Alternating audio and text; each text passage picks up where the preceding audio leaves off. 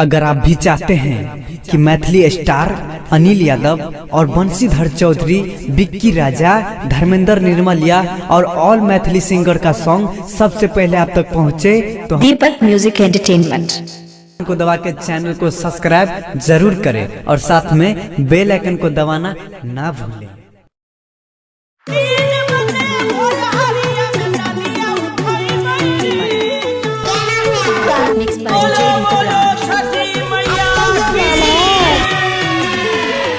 DJ Deepak music by Avinash का भी होगा मगर धमाका भी बरसात का ही होगा। डीजे दीपक आपका ये नाम है। Mobile number 7982944267। छठ मैया कहती डीजे से पवन दिन के जगई रे जान जान रे बरती के जगई रे जान जान रे 3 बजे भोर हरिया में डलिया उठई रे जान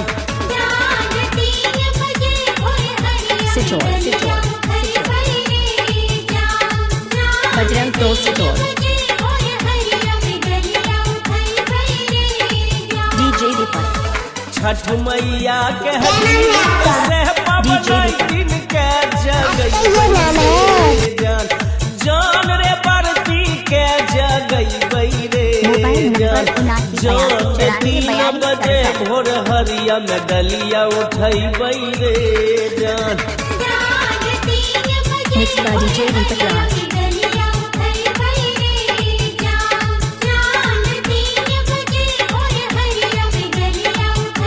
घर कहाँ है सिटोर सिटोर सिटोर बजरंग तो सिटोर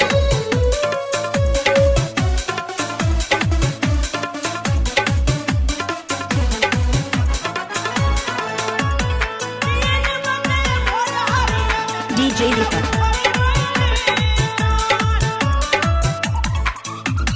गोईठा पर आग रख के घाट किनार हम मोबाइल नंबर जइबै जान रे घाट 7982944267। किनार हम जइबै रे जान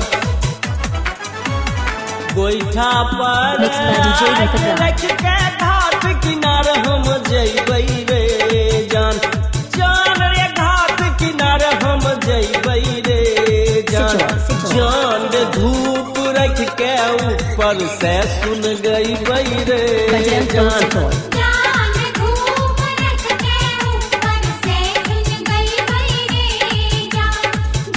इलाका किसी का भी होगा मगर धमाका भी बरसात का ही होगा।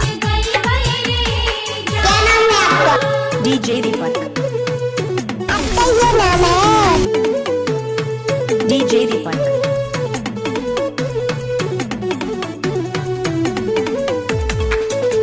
Mobile number 7982944267।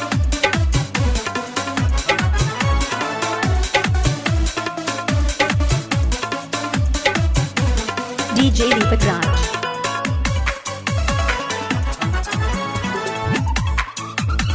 कुमरा कन सहदी बजरंग बुला तो के सिटोर। रुइया के बत्ती बनैबै रे जान जान रे रुइया के बत्ती बनैबै रे इलाका किसी का भी होगा जान मगर धमाका भी बरसात का ही होगा। हाँ कुमरा कन सहदी बुला के रुइया के बत्ती बनैबै रे डीजे जान जान रे रुइया के बत्ती बनैबै रे जान मोबाइल नंबर जान रे गाय के घी से 7982944267। दिखवा हमू जरैबै रे जान सिटोर सिटोर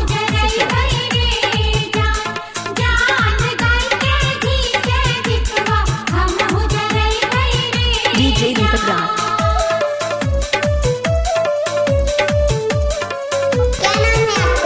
डीजे दीपक आपका ये नाम है।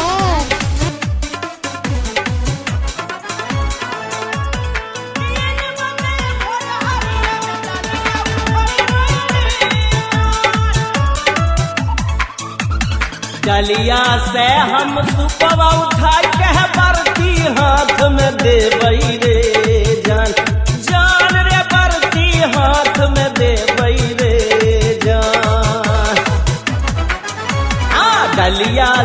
हम सुपवा उठाई कह बरती हाथ में देवई रे जान जान रे बरती हाथ में देवई रे जान जान रे लोटा भर के दूधवा सया रग देवई रे जान जान लोटा भर के दूधवा से रग देवई रे जान जान लोटा भर के दूधवा से रग देवई रे